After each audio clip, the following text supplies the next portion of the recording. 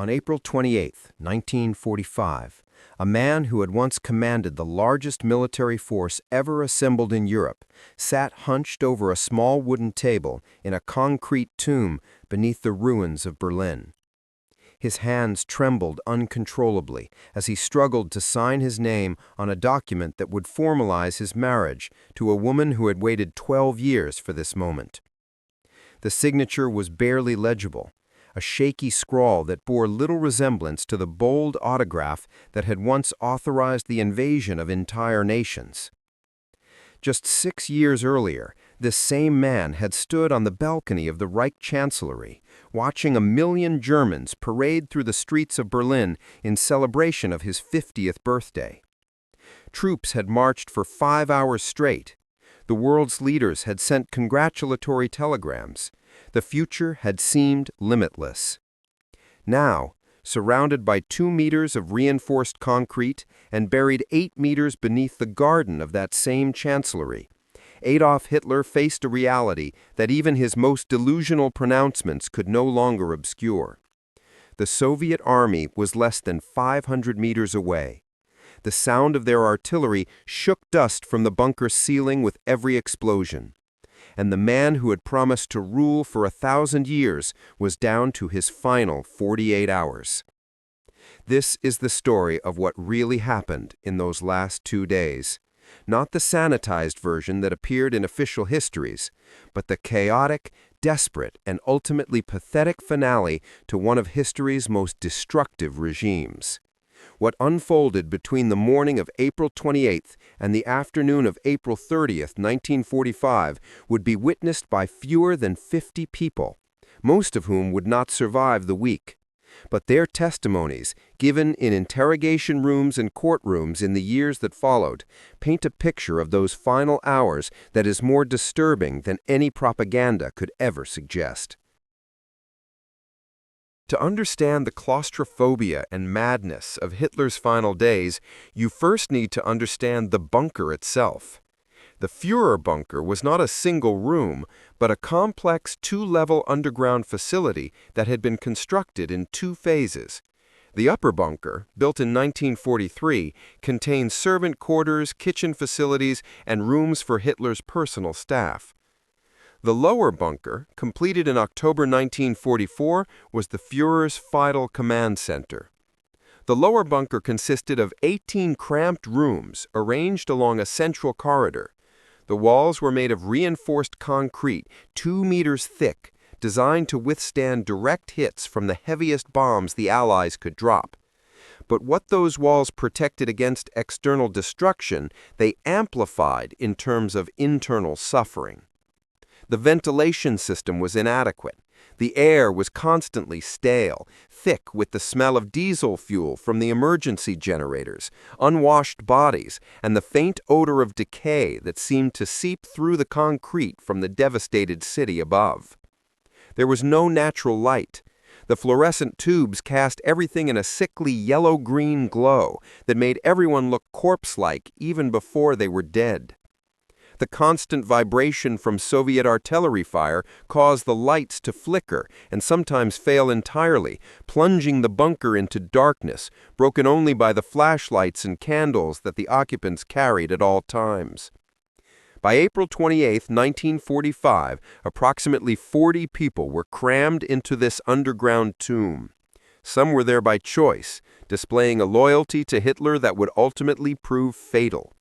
Others were there by circumstance, trapped by the battle raging in the streets above with no possibility of escape. And a few were there by compulsion, held in place by equal measures of duty and fear. The most senior Nazi officials still in the bunker included Joseph Goebbels, the propaganda minister, who had moved his entire family into the upper bunker. His wife Magda and their 6 children, ranging in age from 4 to 12, represented the only children in the complex. Their presence added a surreal quality to the proceedings as the sounds of children playing echoed through corridors where men were planning the deaths of millions. Martin Bormann, Hitler's private secretary and one of the most powerful men in the Reich, maintained his position at the Führer's side, meticulously documenting everything that occurred. His notes and the copies of documents he preserved would become crucial evidence for historians trying to piece together these final days. General Wilhelm Burgdorf and General Hans Krebs represented the military leadership, though by this point they commanded forces that existed more on paper than in reality. They spent their days moving colored pins on maps, tracking the movements of divisions that had been destroyed weeks earlier, maintaining the fiction that the war could still be won. By late April, life in the bunker had settled into a grotesque routine.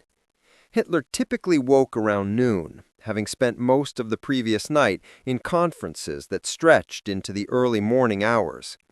His personal valet, Heinz Linge, would wake him with breakfast, though the Führer's eating habits had become increasingly erratic. Some days he would consume nothing but tea and cake. Other days he would demand a full vegetarian meal only to leave it untouched on his plate. The morning situation conference would begin around 3 p.m., a timing that reflected how disconnected the bunker schedule had become from the reality of the world above. In this conference, military officers would present reports on the tactical situation, using maps that were increasingly irrelevant. Army groups that no longer existed were discussed in detail.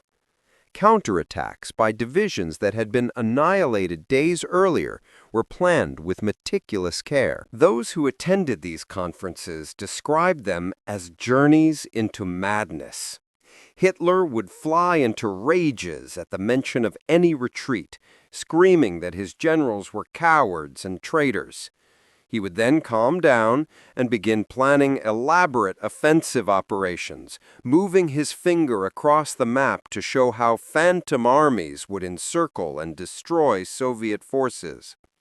The officers would nod and take notes, then leave the room and do nothing, because there were no armies left to give orders to.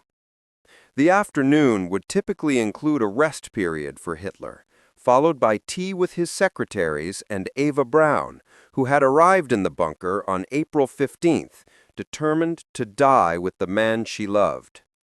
These tea sessions were described by witnesses as the most surreal experiences in the bunker. While Soviet shells exploded overhead and the thousand-year Reich collapsed around them, Hitler would sit with his secretaries discussing dog breeding, vegetarian recipes, and architecture. He would become animated when talking about his plans to rebuild Berlin and his vision for a great cultural center in Linz. No one had the heart, or perhaps the courage, to remind him that neither he nor these cities would exist much longer. Dinner came late, sometimes not until midnight, and was followed by more situation conferences that stretched into the small hours of the morning. These late-night sessions were even more disconnected from reality than the afternoon conferences.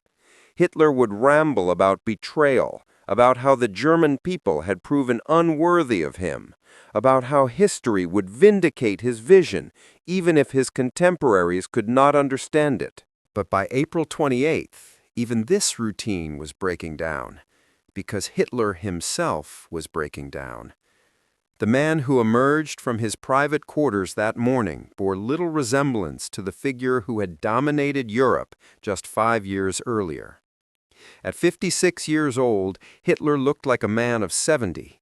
His face was gray and puffy, his eyes were bloodshot and watery, and his skin had taken on a yellowish tinge that suggested serious liver problems. His left hand shook continuously, a tremor that he could not control despite his efforts to hide it by gripping his right hand or sitting on it. Some historians have speculated this was Parkinson's disease. Others suggest it was the result of the numerous medications he was taking.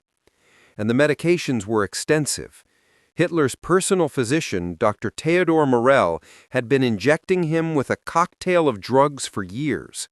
The exact composition varied, but included amphetamines, barbiturates, hormones extracted from animal organs, and a substance Morell called vitamoltin that likely contained small amounts of methamphetamines.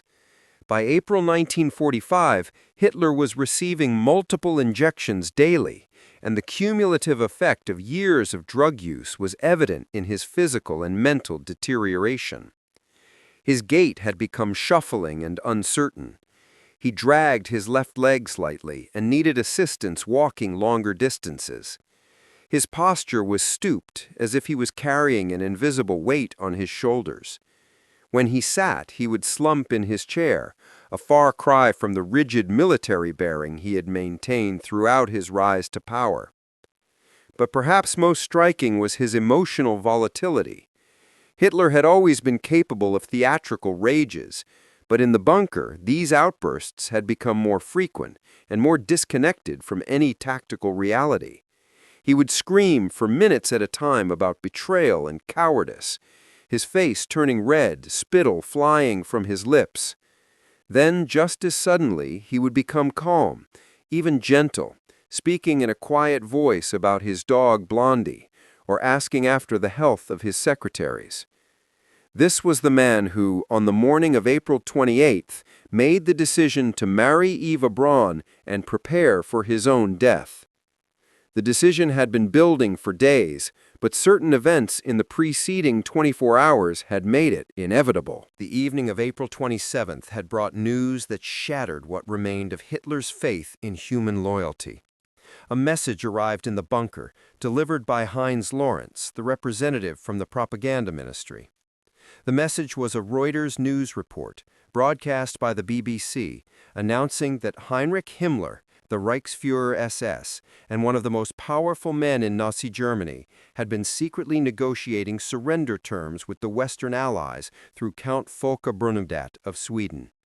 To understand the depth of this betrayal, you need to understand who Himmler was to Hitler.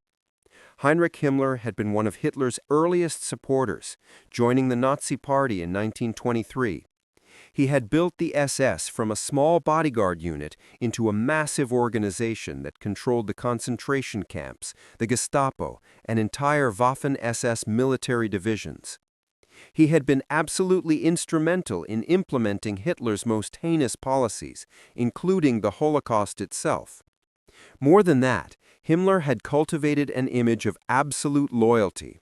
He called Hitler mein Führer, with a reverence that bordered on religious devotion. He had never been known to question Hitler's orders or judgment. And now, with Hitler still alive and the war not yet over, Himmler had approached the Allies to negotiate a separate peace. When Lawrence brought the news to Hitler in the bunker's situation room, witnesses described a reaction unlike anything they had seen before. Hitler did not explode in rage as expected. Instead, he seemed to collapse inward. His face went white, then red, then white again. He slumped in his chair as if someone had cut his strings. When he finally spoke, his voice was quiet, almost a whisper. Himmler. Himmler. Then the rage came.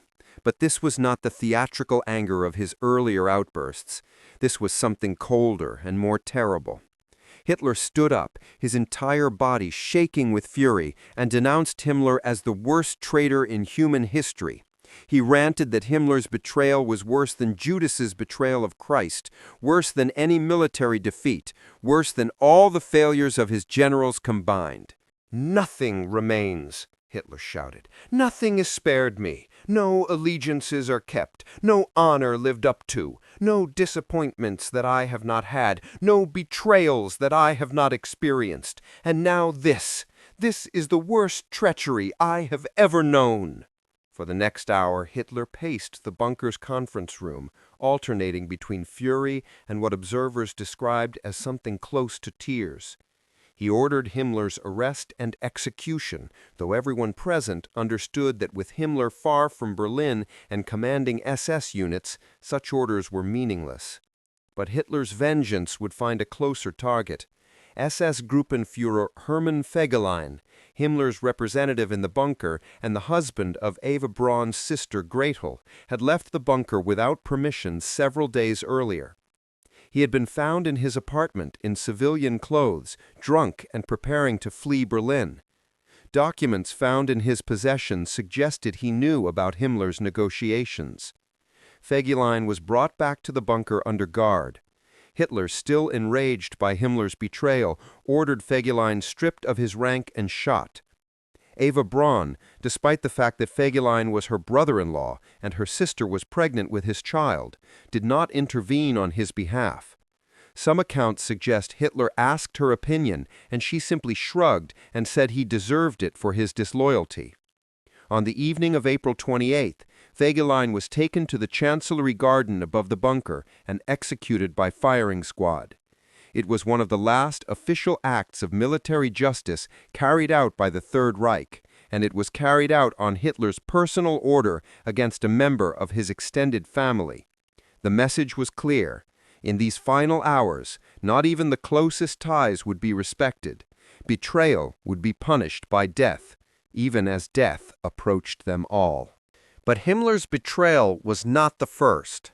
Just days earlier, on April 23rd, Hermann Göring had sent a telegram from Bavaria that Hitler interpreted as an attempt to seize power. Göring, Hitler's designated successor and the commander-in-chief of the Luftwaffe, had suggested in his telegram that if Hitler was unable to govern from Berlin, he should be allowed to take over leadership of the Reich and negotiate with the Allies. The telegram was technically correct, according to the succession decree Hitler himself had issued, but Hitler saw it as another betrayal, another ambitious subordinate trying to push him aside before he was even dead. Hitler had stripped Göring of all his offices and expelled him from the party, ordering his arrest. Now, in the wake of Himmler's betrayal, Hitler's paranoia reached new heights. If Göring and Himmler, two of his oldest and most powerful supporters, had betrayed him, who else was waiting for the right moment to abandon the sinking ship? The answer, Hitler concluded, was almost everyone. In his private quarters on the evening of April 28th, he confided to his valet that he now understood that the German people themselves had betrayed him. They had proven unworthy of his leadership. They had failed to show the strength and will necessary to achieve the destiny he had planned for them. Therefore, they deserved to be destroyed along with him. This wasn't rhetoric. Hitler had already issued orders that became known as the Nero Decree, demanding the destruction of all industrial infrastructure, utilities, and food supplies in Germany to prevent them from falling into enemy hands. The fact that this would doom the German civilian population to starvation didn't concern him. If Germany couldn't be victorious, he reasoned, it didn't deserve to survive. Albert Speer, the armaments minister, had been quietly sabotaging these orders for weeks, but Hitler didn't know that yet. In the bunker, on April 28th, Hitler believed that his orders were being carried out, that Germany was being systematically destroyed at his command, and he took a grim satisfaction in that belief. It was against this background of betrayal and collapse that Hitler made his decision to marry Eva Braun.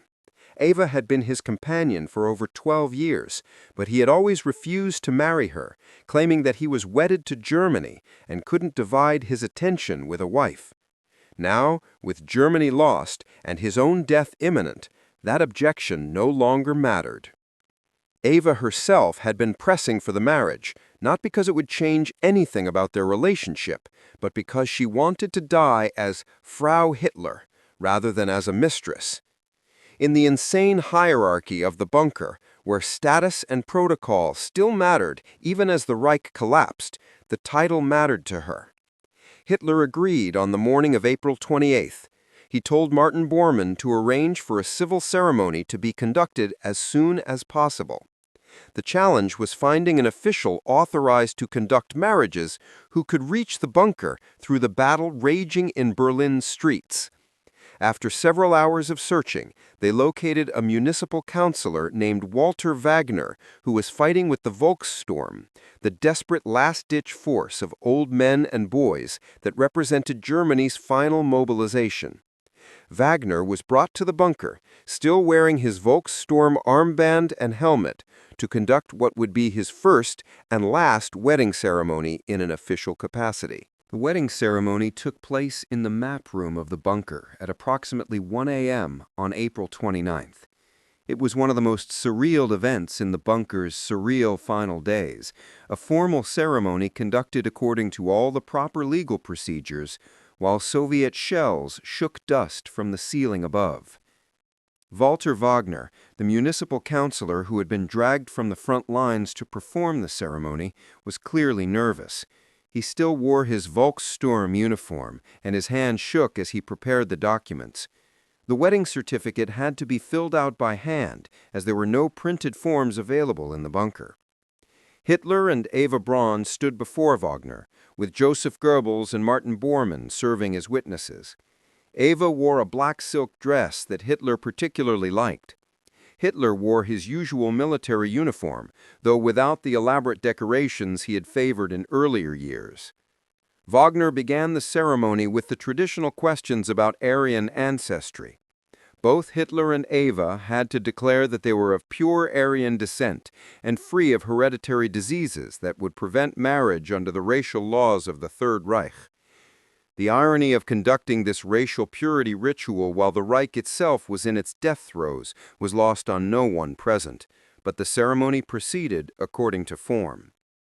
When it came time to sign the register, Eva began to write her name as Eva B. and then stopped, crossed it out, and wrote Eva Hitler, née Braun. It was a small thing, but witnesses noted that she seemed pleased by the error, as if starting to write her maiden name and then correcting it made the marriage more real. Hitler's signature was barely legible, his hand shaking so badly that he could hardly guide the pen. The signature that had once launched invasions was now just a trembling scrawl.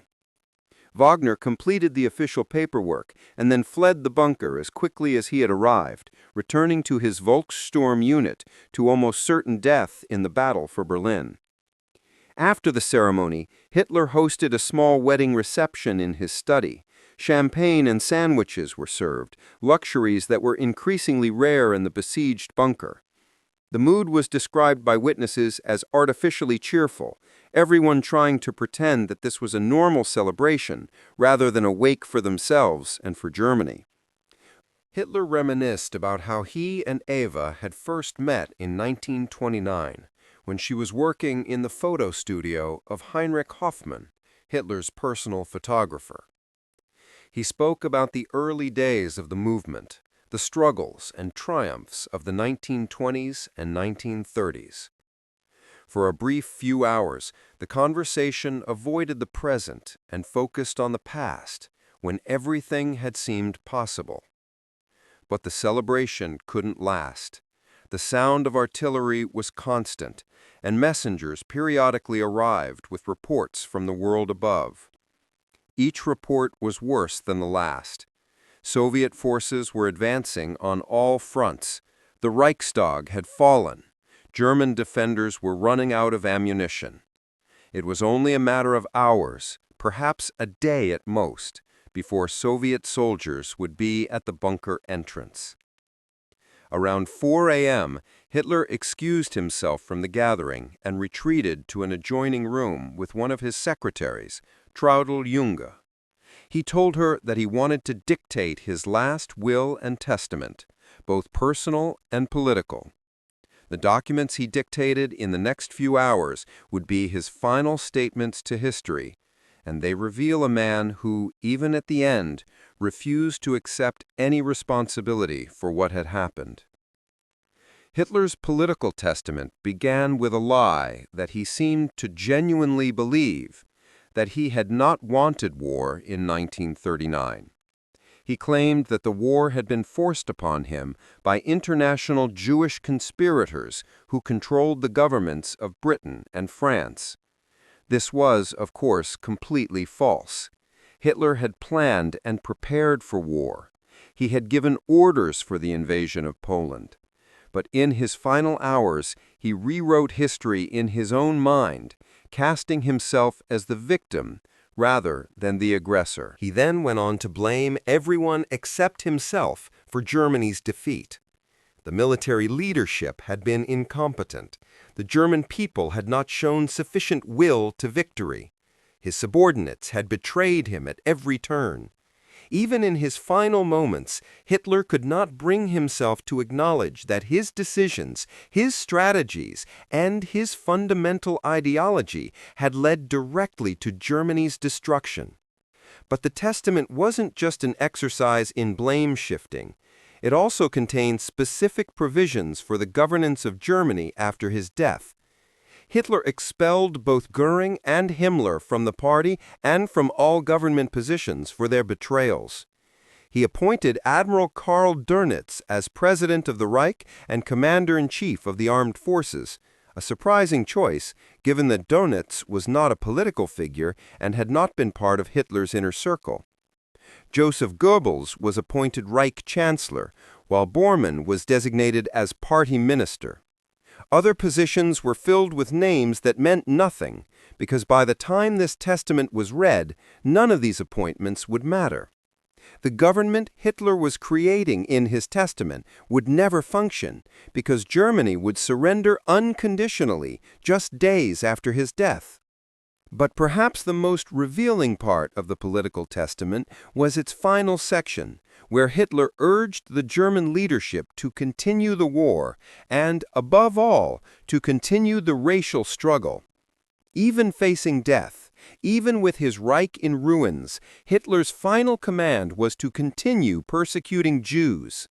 Above all, he wrote, I charge the leadership and the followers of the nation to scrupulous observance of the laws of race and to merciless opposition to the universal poisoner of all peoples, international Jewry. It was hatred to the very end. No reflection, no regret, no acknowledgement that his racial ideology had led directly to the murder of millions and the destruction of his own country. Just one final call to continue the genocide that had been at the heart of his political project from the beginning. Hitler's personal testament was shorter and focused primarily on his marriage to Eva and his wishes for the disposal of his property. He explains that he and his new wife had chosen death to escape the disgrace of deposition or capitulation. He wanted his body to be cremated immediately to prevent it from falling into Soviet hands and being displayed as a trophy. He left his personal possessions to the party, or if the party no longer existed, to the state. He made specific mention of his art collection, which he wanted to go to a gallery in his hometown of Linz. This collection, of course, included numerous works that had been stolen from Jewish collectors and occupied territories, but Hitler made no mention of that fact. The most touching part of the personal testament, if such a word can be used, was his statement about Eva.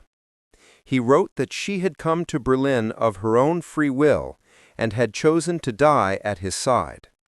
This was true. Eva Braun had multiple opportunities to leave Berlin, but she had refused them all, determined to be with Hitler at the end. Whether this represented love or delusion or some combination of the two is a question that can never be fully answered. By the time Hitler finished dictating both testaments, dawn was breaking on April 29th. He had been awake for nearly 24 hours straight, and the physical and emotional strain was evident. His hands shook worse than ever, and his face had taken on a grayish pallor that made him look like a corpse already. He signed both documents and had them witnessed by Goebbels, Bormann, and General Bergdorf. Then he ordered that 3 copies be made and that messengers be found to carry them out of Berlin to ensure that at least 1 copy survived. This was more difficult than it sounds. Berlin was completely surrounded by Soviet forces. Getting out of the city required navigating through battle zones, crossing enemy lines, and then traveling through territory controlled by an advancing Red Army. The chances of success were minimal. Nevertheless, 3 officers volunteered for the mission. They left the bunker on the morning of April 29th, each carrying a copy of Hitler's testaments sealed in a leather pouch. One officer, Wilhelm Zander, successfully made it through Soviet lines and eventually reached the British in northern Germany. His copy of the testament survived and became the basis for the historical record. The other two messengers were captured or killed, and their copies were lost. With his testaments completed and dispatched, Hitler had finished his official business. All that remained was to decide exactly when and how he would end his life. The morning of April 29, 1945, found Hitler in a strange state of calm. Having made all his final arrangements and said his political goodbyes, he seemed almost relaxed. He emerged from his quarters around noon and spent the early afternoon with his secretaries, discussing mundane topics and avoiding any mention of what was about to happen. But the military situation was deteriorating by the hour, and even Hitler's attempts at normality couldn't obscure the reality. Soviet forces were now less than 300 meters from the Chancellery. Street fighting raged in every district of Berlin. The Reichstag, the symbolic heart of German government, had fallen to Soviet troops who were now planting red flags on its rooftops. The afternoon Situation Conference on April 29th was the last one Hitler would ever attend. General Krebs presented a tactical overview that everyone present knew was fiction. There were no reserves to call upon, no relief forces marching to break the siege, no miracle weapons that would turn the tide.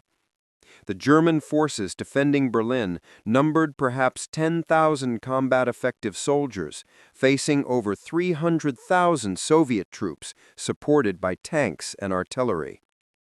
Hitler listened to Krebs's report without comment. When the general finished, Hitler simply nodded and said, "Thank you." There were no orders for counterattacks, no demands for fanatical resistance, no rage at betrayals or incompetence. It was as if Hitler had finally accepted what everyone else had known for days. The war was over, and he had lost.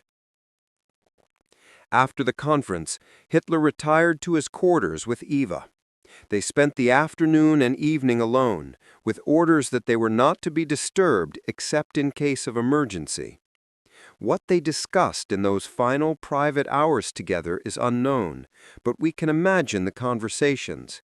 Memories of their 12 years together, regrets about what might have been, fear about what was coming. Late on the evening of April 29th, Hitler committed an act that reveals something important about his state of mind. He ordered the death of Blondie, his German shepherd dog. Blondie had been Hitler's constant companion since 1941, and he had shown more affection for the dog than for almost any human being in his life. Yet now, as Soviet forces closed in, Hitler decided that Blondie could not be allowed to fall into enemy hands. But the method of killing reveals something even more chilling. Hitler had obtained cyanide capsules from the SS as his chosen method of suicide. However, he had doubts about whether the capsules would work effectively. He feared that Himmler, in his betrayal, might have provided fake or weakened poison as part of some elaborate plot. So Hitler ordered his doctor to test the cyanide on Blondie. The dog was brought to a bathroom in the bunker, and Dr. Werner Haas crushed a capsule in her mouth using pliers. The cyanide worked exactly as designed. Blondie died within seconds, her death proving that the poison was effective and that Hitler's suicide method would work when the time came. Several people who witnessed this event, including Hitler's secretaries, later said it was one of the most disturbing moments in the bunker.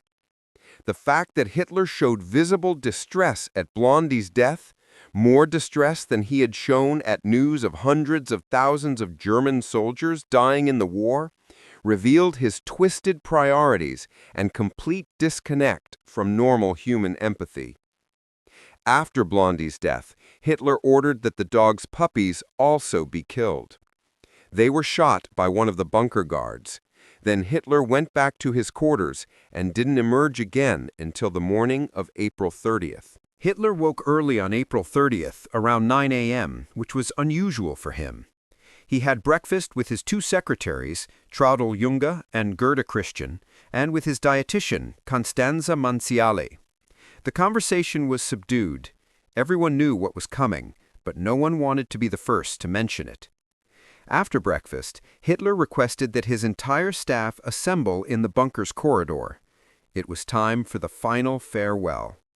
One by one, they filed past him, shaking his hand and murmuring words of devotion or simply goodbye. Hitler's response to each person was the same, a weak handshake and a mumbled, "Thank you." Traudl Junge later described this farewell as one of the most surreal moments of her life. Here was the man who had commanded armies of millions, who had held the fate of Europe in his hands, reduced to shuffling along a corridor, weakly shaking hands with typists and secretaries. The physical decline was shocking. His face was gray, his hands shook constantly, and he seemed to have aged another 10 years overnight. Eva said her farewells as well, though she was more composed than her husband. She gave her silver fox fur coat to Traudl Junge, saying she wouldn't need it anymore. She distributed other personal items to the secretaries and staff, small mementos that they could keep to remember her by. It was as if she was preparing for a journey rather than for death. After the farewells, Hitler and Eva returned to their private quarters. It was now mid-afternoon, around 2:30 p.m. They gave orders that they were not to be disturbed. Outside their door, a small group waited. Martin Bormann, Joseph Goebbels, Hitler's valet, Heinz Linge, and Hitler's adjutant, Otto Günsche. Eva had already swallowed her cyanide capsule. She had decided to go first, perhaps to show Hitler it was painless, or perhaps because she couldn't bear to be left alone even for a few minutes after his death. She had arranged herself carefully on the couch, smoothing her blue dress with white collar and cuffs. She wanted to look dignified in death. Hitler sat beside her, a pistol in his right hand. He had decided to use both methods, the cyanide capsule and a bullet to the head. Perhaps he still doubted the poison despite Blondie's death. Perhaps he wanted to be absolutely certain. Or perhaps, in some final act of theatrical gesture, he wanted his death to be undeniably violent, a statement that he had chosen this end rather than having it imposed upon him. At approximately 3:30 p.m. on April 30th, 1945, those waiting outside Hitler's door heard a single gunshot. It was not particularly loud, muffled by the heavy door and the concrete walls of the bunker, but everyone knew immediately what it meant. They waited several minutes, afraid to enter, afraid of what they would find. Finally, Martin Bormann opened the door and entered the room, followed quickly by the others. The scene they found was carefully arranged, almost staged. Eva was slumped on the couch, her eyes closed, her face peaceful. The cyanide had killed her quickly and, by all accounts, painlessly. There was a faint smell of bitter almonds, the characteristic odor of cyanide hanging in the air. Hitler sat beside her, but his death had been far more violent. He had placed his 7.65mm Walter pistol in his mouth and fired upward through his brain. Blood ran down his face and stained his uniform. His eyes were open, staring at nothing. The bullet had exited through the top of his skull, and blood and brain matter had spattered the wall behind him. On the table in front of them were 2 additional pistols and the remains of the cyanide capsules they had crushed. Hitler, it appeared, had bitten down on a cyanide capsule at the same moment he pulled the trigger, determined to use every method available to ensure his death. For several long moments, those who entered the room simply stood and stared. The man who had terrorized Europe for 12 years was dead. The dictator who had sent millions to their deaths had finally joined them. And the Third Reich, which was supposed to last 1,000 years, was now measured in hours. Hitler had left explicit instructions that his body was to be burned immediately to prevent it from falling into Soviet hands. He had been haunted by the fate of Mussolini, whose corpse had been hung upside down in Milan's Piazzale Loreto just 2 days earlier. Hitler was determined to avoid such public humiliation. The task of disposing of the bodies fell to Hitler's valet, Heinz Linge, and his SS adjutant, Otto Gunsche. They wrapped Hitler's body in a blanket and carried it up the bunker stairs to the Chancellery garden above. Eva's body was carried separately by Bormann and Goebbels. The garden was under constant bombardment from Soviet artillery. The men carrying the bodies had to dodge falling shells and debris as they made their way to a shallow crater that would serve as a makeshift pyre. They placed the bodies side by side in the crater and soaked them with gasoline from jerrycans that had been prepared for this purpose. Then came the moment of ignition.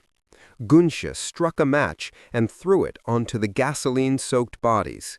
The flames erupted immediately, engulfing both corpses in fire. The small group of witnesses stood for a moment, gave a final Nazi salute, and then retreated back into the bunker as Soviet shells continued to fall around them. The cremation was incomplete.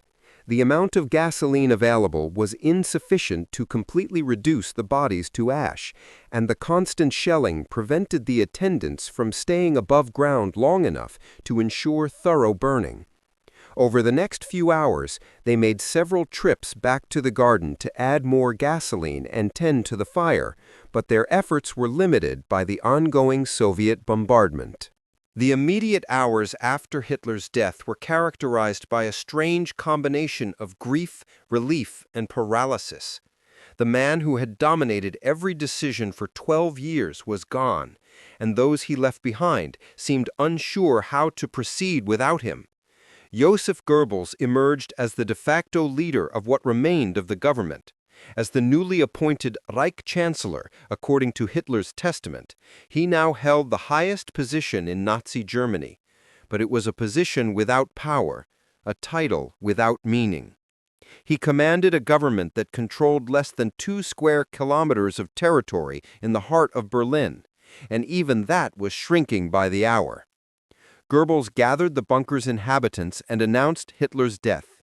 His voice was steady, almost formal, as he described the Führer's final moments and explained that Hitler had died by his own hand rather than falling into enemy hands. Some of those present wept. Others stood in stunned silence. A few, according to later testimony, felt a guilty sense of relief that the burden of his presence had finally been lifted. But Goebbels' speech wasn't just an announcement. It was also a call to action, though what action could possibly matter at this point was unclear. He spoke about continuing the fight, about honor and duty, about dying for the fatherland. It was the same rhetoric that had sent millions to their deaths over the past 6 years, but now it rang hollow. The fatherland was already dead. They were simply waiting for the official confirmation. Martin Bormann immediately began sending radio messages to Admiral Dönitz, informing him of Hitler's death and his appointment as president of the Reich. The messages were terse and businesslike, as if they were announcing a normal transition of power rather than the apocalyptic collapse of the Nazi state. "The Führer has appointed you as his successor," one message read. "Written authorization follows. From now on, you should take all measures which the present situation demands." But what measures could Dönitz possibly take? The war was lost. Surrender was inevitable. The only question was how many more people would die before the formality was acknowledged. While the bunker's survivors debated their options, Joseph and Magda Goebbels faced the most horrific decision of all. They had 6 children in the bunker with them: Helga, 12, Hilda, 11, Helmut, 9, Hulda, 7, Hedda, 5, and Haida, 4. The couple had decided that their children would not survive the fall of the Reich. This wasn't a mercy killing in any traditional sense. The children were not sick or suffering. They were not in immediate physical danger. Soviet troops would likely have treated them as they treated other German children, with rough compassion or at least basic humanity. But the Goebbels had convinced themselves that their children, as the offspring of a top Nazi official, would face unimaginable horrors if they fell into Soviet hands. More than that, Joseph and Magda seemed to believe that life in a post-Nazi world would not be worth living for children who had been raised as the elite of the Third Reich. Better, they reasoned, to die as National Socialists than to live as nobodies in a defeated Germany. On the evening of April 30th, just hours after Hitler's death, Magda Goebbels began preparing her children for death. She told them that they would be evacuated from Berlin, that they would receive injections to help them sleep during the journey. The children, trusting their mother completely, accepted this explanation without question. What happened next is one of the most disturbing episodes in the bunker's final hours. Magda, with the assistance of Dr. Helmut Kuntz, the bunker's medical officer, went to the children's room. She had them put on their white nightgowns and brush their teeth, going through the normal bedtime routine. Then she gave each child a chocolate filled with a sedative. Within minutes, all 6 children were deeply asleep. While they slept, Magda and Dr. Kuntz moved from bed to bed, crushing cyanide capsules in each child's mouth using dental forceps. The children never woke up. They died in their sleep, poisoned by their own mother, victims of an ideology that valued abstract principles over human life. Magda emerged from the children's room in a state that witnesses described as trance-like. Her face was completely blank, showing no emotion at all. She walked past the other bunker inhabitants without speaking, went to her own room, and didn't emerge for several hours. When she did, she was composed and calm, as if she had simply completed a difficult but necessary task. While the Goebbels family prepared for their collective suicide, others in the bunker were making desperate plans to escape. The news of Hitler's death had released them from their oath of loyalty, and many suddenly realized they had no desire to die in this concrete tomb. The problem was that escape from the bunker was nearly impossible. Berlin was completely surrounded by Soviet forces. The streets were battlefields. Every building was being contested. Every intersection was under fire. Nevertheless, several groups decided to attempt a breakout. The largest group consisted of approximately 20 people, including Hitler's secretaries Traudl Jung and Gerda Christian, Hitler's pilot Hans Bohr, and several military officers. Their plan was to move through the U-Bahn tunnels that ran beneath Berlin, emerging outside the Soviet encirclement and then making their way west to reach American or British lines. The escape attempt began late on the night of April 30th. The group moved single file through the dark tunnels, using flashlights to navigate through passages that were partially flooded with water. The sounds of battle echoed through the tunnels, distorted and amplified by the concrete walls. Artillery fire shook loose dust and debris from the ceiling. They hadn't gone far when they encountered their first obstacle. Soviet soldiers had flooded some sections of the tunnel system to prevent exactly this kind of escape. The group was forced to wade through waist-deep water, holding their weapons and supplies above their heads. Several members of the group panicked in the darkness and had to be dragged forward by their comrades. After hours of moving through the tunnels, they emerged into a Berlin that was almost unrecognizable. Entire city blocks had been reduced to rubble. Fires burned everywhere, painting the night sky orange. Soviet tanks were visible on nearly every street, and the sound of gunfire was constant. The group split up, reasoning that smaller numbers would have a better chance of avoiding detection. This decision saved some lives and doomed others. Traudl Jung, Hitler's secretary, successfully evaded capture and eventually made it to American lines. She would survive the war and live until 2002. spending her final years grappling with her role in the Nazi regime and giving interviews about her time with Hitler. Others were not so fortunate. Hans Bohr, Hitler's pilot, was captured by Soviet forces within hours. He would spend 10 years in Soviet prison camps before being released. Several members of the escape group were killed by Soviet soldiers or German SS troops who shot anyone caught trying to flee the city. The SS had orders to execute deserters on sight, and in the chaos of Berlin's final hours, they showed no mercy to those trying to save themselves. Joseph and Magda Goebbels remained in the bunker through the night and into May 1st. They had one final task to complete: their own deaths. But unlike Hitler, who had arranged his suicide with theatrical precision, the Goebbels seemed almost reluctant to follow through. They spent the morning of May 1st burning documents and destroying files. Goebbels dictated several final statements for the historical record, emphasizing his loyalty to Hitler and his belief in National Socialism. He seemed more concerned with how history would remember him than with the practical realities of the present moment. Around 8:30 p.m. on May 1st, 30 hours after Hitler's death, the Goebbels finally made their move. They climbed the stairs from the bunker to the Chancellery garden above, the same route that Hitler's body had taken the previous day.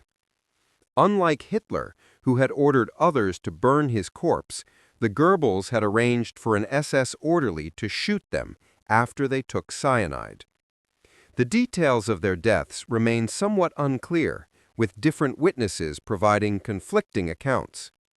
According to the most reliable testimony, both Joseph and Magda bit down on cyanide capsules while standing in the garden. As the poison took effect, the SS orderly shot both of them in the head to ensure their deaths were immediate and complete. Their bodies were doused with gasoline and set on fire, just as Hitler's had been. But the cremation was even less successful than Hitler's.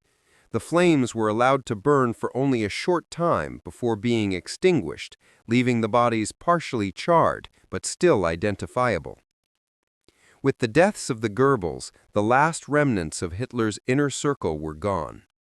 The bunker, which had been the nerve center of Nazi Germany for its final months, was now occupied only by military personnel and a handful of staff who had nowhere else to go. Soviet forces reached the Reich Chancellery on May 2, 1945. They had been fighting their way toward this target for days, knowing that Hitler was either dead or in hiding somewhere in the complex. What they found exceeded their expectations in terms of historical significance, but disappointed them in one crucial way: they didn't capture Hitler alive. The Soviet soldiers who first entered the bunker were part of the 3rd Shock Army's reconnaissance units. They moved cautiously through the underground complex, expecting to encounter resistance or booby traps. Instead, they found a handful of dazed German soldiers and civilians who surrendered immediately. The bunker itself was in disarray. Papers were scattered everywhere, some of them charred from incomplete burning. Empty champagne bottles littered the tables, remnants of the wedding celebration just 3 days earlier. The air was stale and thick, with the smell of diesel fuel, sewage, and something else that the Soviet soldiers couldn't quite identify, but would later realize was the lingering odor of death. The Soviets were immediately suspicious that Hitler might have escaped. Stalin himself was obsessed with this possibility, fearing that the Nazi leader had somehow fled to Spain or Argentina and would reappear to lead a Nazi revival. The Soviet leader ordered an exhaustive investigation to confirm Hitler's death, an investigation that would continue for years and involve thousands of personnel. In the Chancellery Garden, Soviet investigators found several partially burned bodies.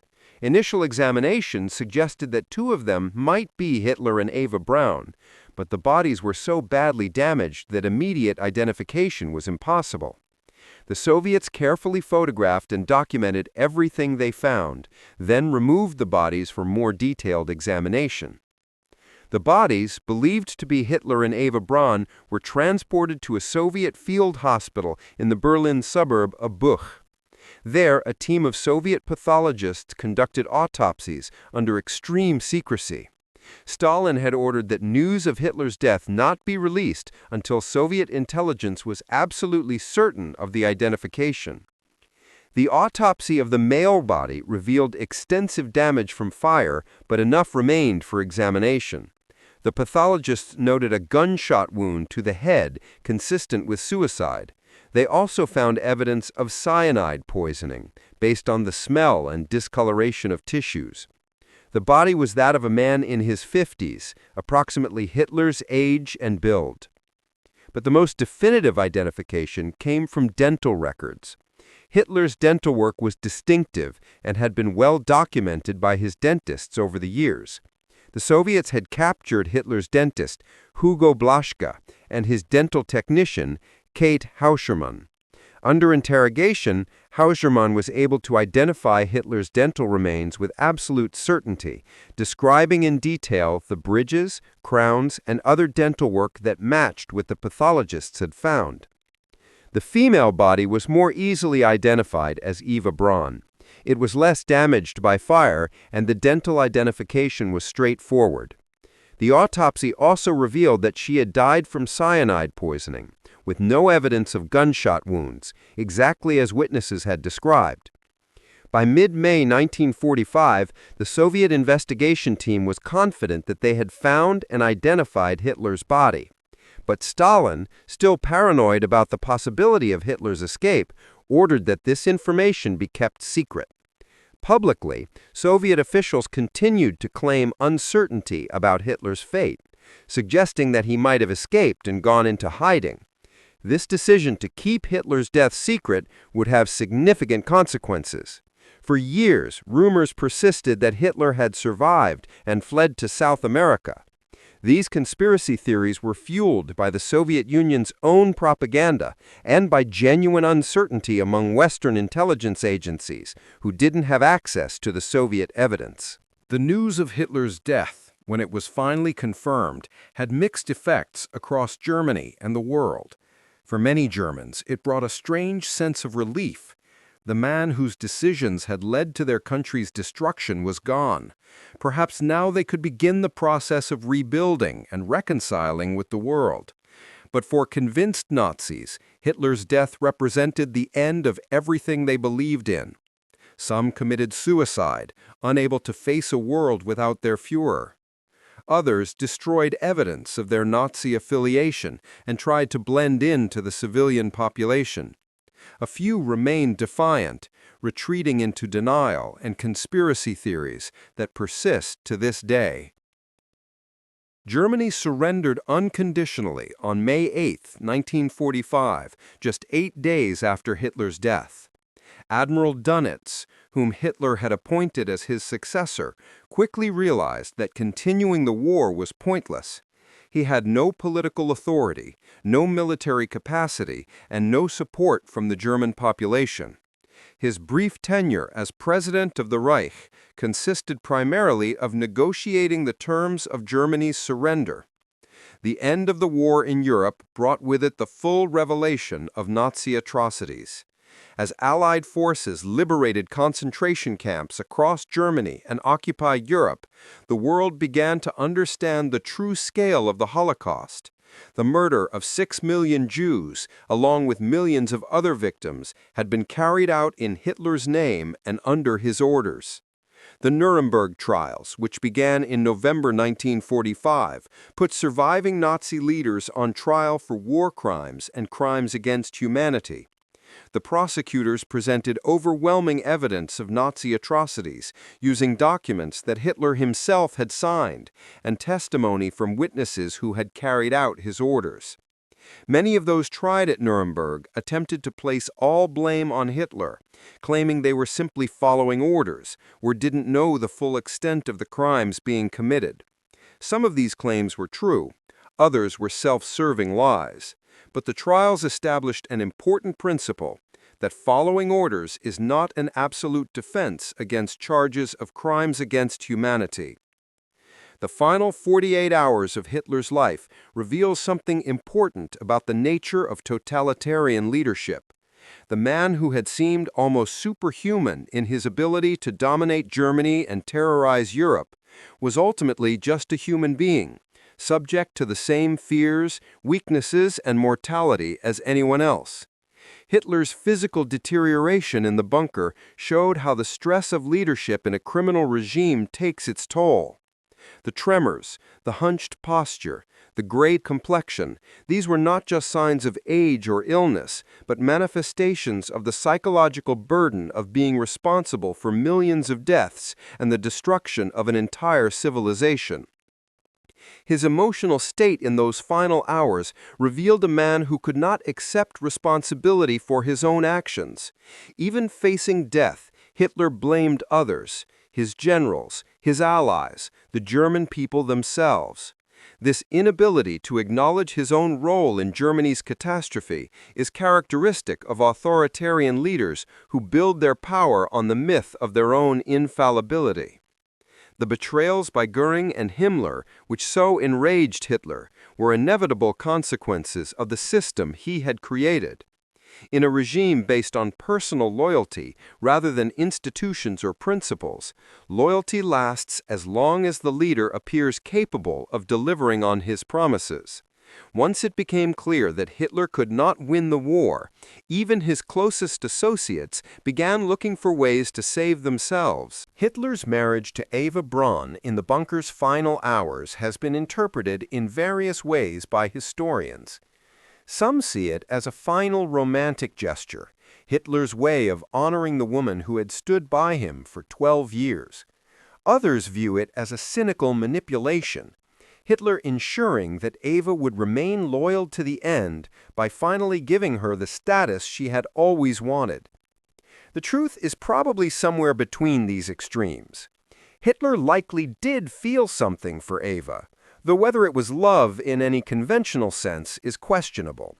A man capable of ordering the murder of millions is not someone who experiences emotion in normal ways. But Eva had been a constant presence in his life, and in the end, he was willing to acknowledge that connection by making her his wife. For Eva herself, the marriage represented the culmination of a relationship that had defined her adult life. She had lived in Hitler's shadow for over a decade, a secret companion who was never fully acknowledged in public. In the bunker, for a few hours, she was Frau Hitler, the wife of the Führer. That she died within 24 hours of achieving this status adds a tragic dimension to her story. But we should not romanticize Eva Braun's role. She was not an innocent victim. She lived a life of luxury and privilege made possible by Nazi plunder. She attended social functions where she mixed with men responsible for mass murder. She may not have participated directly in Nazi crimes, but she benefited from them and never questioned them. Her decision to die with Hitler was her own choice, but it was a choice that reflected her complete identification with a criminal regime. The murder of the Goebbels children stands as one of the most disturbing episodes in the bunker's final days. Unlike Hitler and Eva, who made adult choices to end their own lives, the Goebbels children had no choice.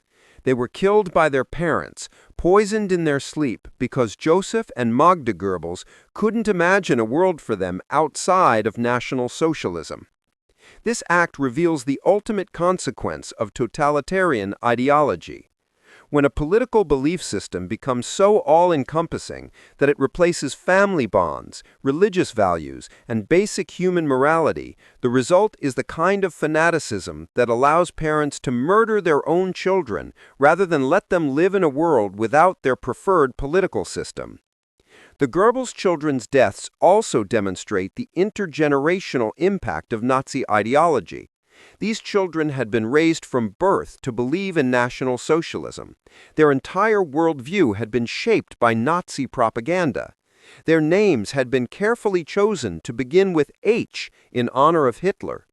In a very real sense, they were victims of their parents' ideology long before they were murdered by it. The fact that both Hitler's body and the Goebbels bodies were incompletely cremated has significant historical implications. Hitler had been obsessed with preventing his corpse from being displayed like Mussolini's, yet his attempt to avoid this fate was only partially successful.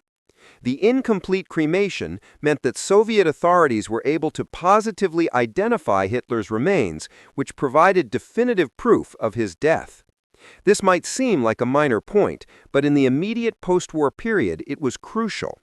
If Hitler's fate had remained uncertain, he could have become a rallying figure for Nazi revivalists, a mythic leader who might someday return. Instead, the physical evidence of his death, combined with witness testimony from bunker survivors, made it impossible to credibly claim that Hitler had escaped.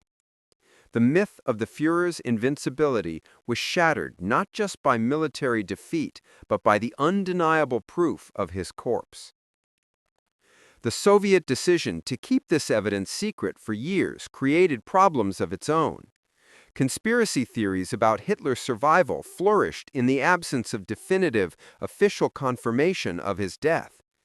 These theories persist even today, despite overwhelming evidence, because Stalin's paranoia prevented the immediate public release of the forensic evidence. The final 48 hours of Adolf Hitler's life offer several important lessons for understanding history and human nature.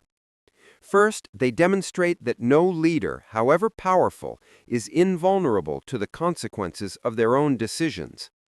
Hitler built an empire through violence and terror, and that empire ultimately destroyed him.